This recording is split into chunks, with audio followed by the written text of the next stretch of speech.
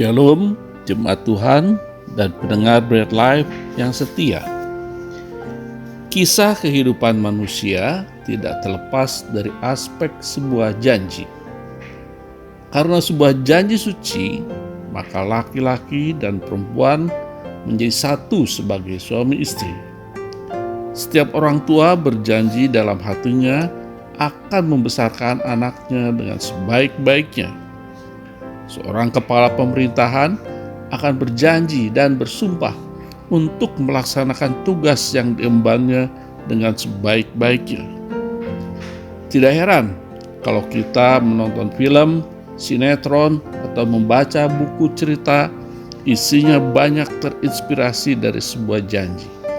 Kalau janji itu ditepati, maka akan berakhir dengan kebahagiaan.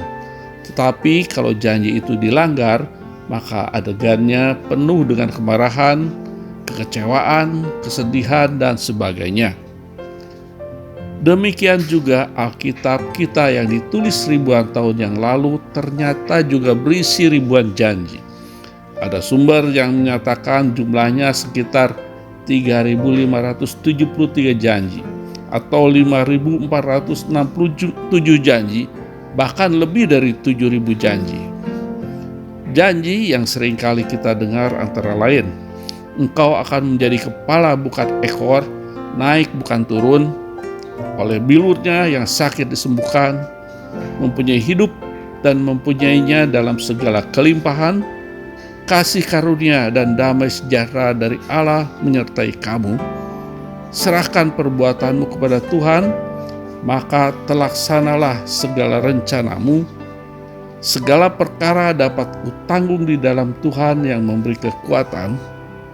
Semua orang yang menerimanya diberinya kuasa menjadi anak-anak Allah, dan masih banyak lagi. Berapapun jumlah janji Tuhan, Petrus mengatakan bahwa Tuhan tidak pernah lalai menepati janjinya dalam 2 Petrus 3 ayat 9.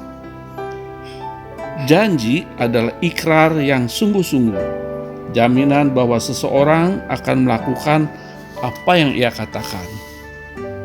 Janji Tuhan tentu sangat berbeda dengan janji manusia.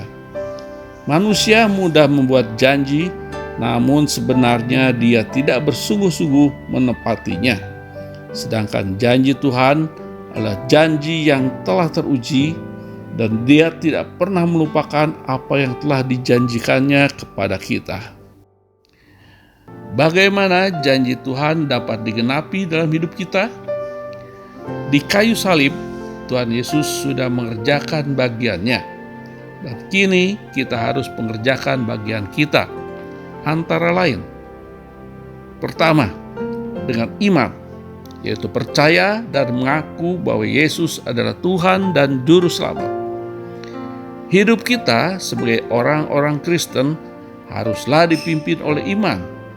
Meskipun kita tidak tahu seperti apa masa depan kita, tetaplah yakin Tuhan berjalan bersama kita.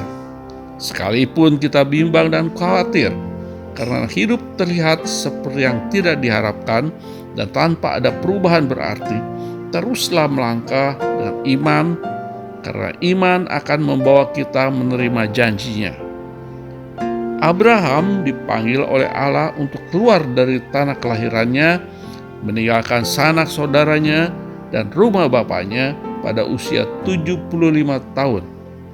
Ia pergi menuju sebuah negeri yang tidak pernah ia lihat, tidak pernah ia kunjungi, bahkan tidak ia ketahui namanya. Dalam Kejadian 12 ayat 1-9. Namun Abraham memilih untuk percaya dan terus berjalan dengan iman. Banyak orang percaya dapat mengutip ayat Alkitab, namun ketika mereka menghadapi masalah yang menakutkan, keyakinan mereka goyah dan keraguan muncul. Kedua, melakukan kehendak Tuhan. Janji Tuhan diberikan kepada setiap anak-anaknya yang bersedia taat untuk melakukan kehendak Tuhan. Tuhan mau kita tidak kompromi terhadap dosa. Ketaatan adalah syarat mutlak memiliki kehidupan yang berkenan kepada Tuhan dan menerima janji-janjinya. Tanpa ketaatan, pengiringan kita akan Tuhan sia-sia. Kita tidak pernah tahu kapan janji Tuhan akan digenapi. Entah besok, lusa, bulan depan, tahun depan, atau 10 tahun lagi. Apapun yang terjadi, tetaplah taat melakukan bagian kita. Seperti Abraham, teruslah beriman dan berpegang pada janjinya. Hiduplah dengan selalu bersyukur, seolah-olah kita telah menerima janjinya. Ketiga, introspeksi diri.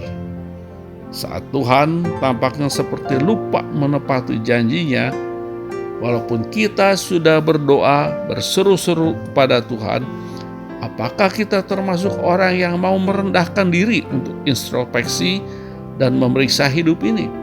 Apakah ada dosa yang belum kita akui, ataukah doa-doa kita hanya untuk memuaskan diri sendiri, sehingga menghalangi kita untuk dapat menerima janji Tuhan?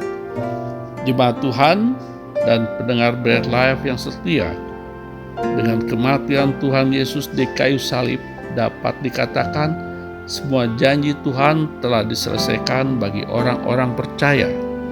Ia telah menebus kita, menghapus dosa kita, membebaskan dari hukuman dosa, memberi kuasa untuk mengalahkan dosa, bahkan hidup yang kekal.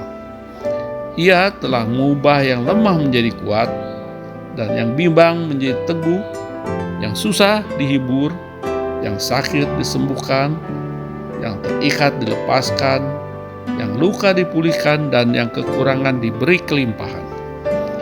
Saat ini hanya ada satu janji Tuhan yang masih kita nantikan, yaitu kedatangannya yang kedua untuk menjemput umatnya yang setia.